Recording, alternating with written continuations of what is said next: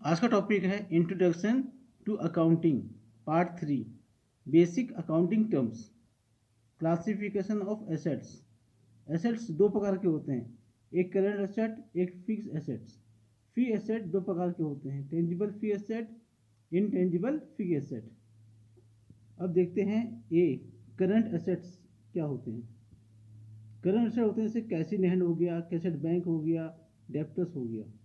इसमें क्या होता है, हमने किसी को लोन दिया है तो वो हमारा सनी डेप्टर हुआ और हम ये चाहेंगे कि वो हमें जल्द से जल्द पैसा दे दे। अब देखिए ये होता क्या है करंट एसेट। करंट मीनिंग देखिए, current asset are assets that are expected to be converted into cash और use up within 1 year और within the company normal operating cycle whichever is longer. For example cash in hand, cash at bank, stock of finish goods, debtors, bill receivable, stock of raw material, stock of work in progress. B क्या है, fixed assets.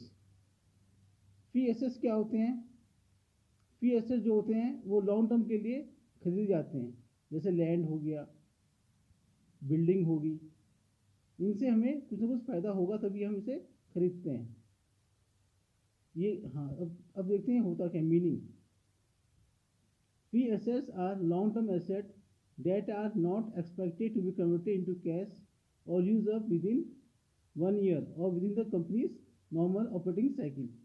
They are typically tangible assets used in the production or supply of goods and services. अब आगे देखते हैं tangible fixed asset refer to those fixed assets which can be seen and touched. For example, land and building, plant and machinery, furniture and fixtures.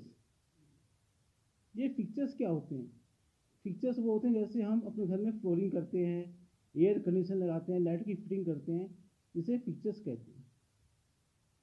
यदि आपको मेरा video यहाँ तक informative लगा है तो चैनल सब्सक्राइब कर लेना और एक लाइक बता देना। अब आगे चलते हैं, आगे क्या है।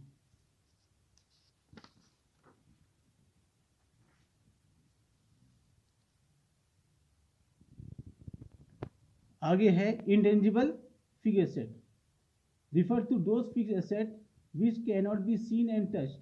For example, goodwill, patent, trademark, copyright.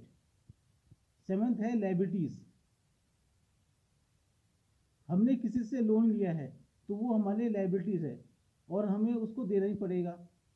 Meaning देखिए, लाइबिलिटीज आर डेब्ट्स और ऑब्लिगेशन दैट ए बिजनेस और individual owes to other which must be settle in the future. Current liability क्या होता है,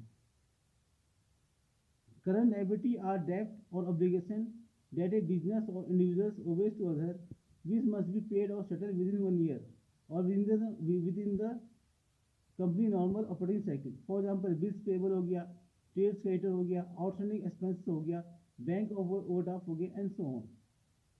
फिर भी है लॉन्ग टर्म लाइबिलिटीज।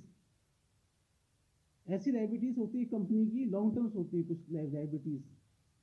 देखिए वो क्या है, मीनिंग देखिए, long term liabilities are debts और ऑब्लिगेशन दैट ए बिजनेस और individuals owes to other which do not need to be paid और settle within 1 year within the company's normal operating system cycle. For example long term loan, debenture हो गया, lease obligation, pension and post retirement obligation.